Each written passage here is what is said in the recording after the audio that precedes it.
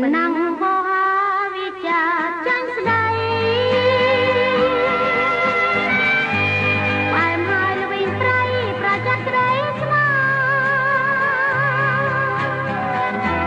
អូនចាំជួបចិនរងសិនតែទ្វេ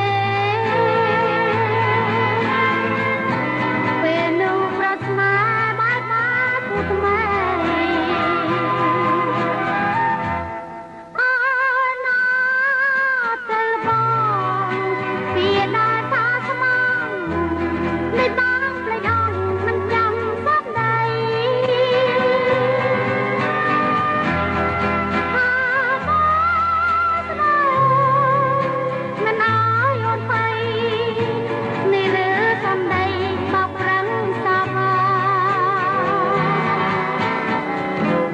លប់ស្រលាញ់គ្នាបាត់មុខមិនបាន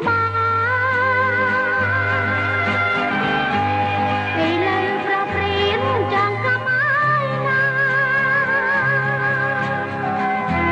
ទូបងអរណាស់តែទាំងស្បែកនេះចិត្តដូចផ្លែល្វីល្អតែថាក្រ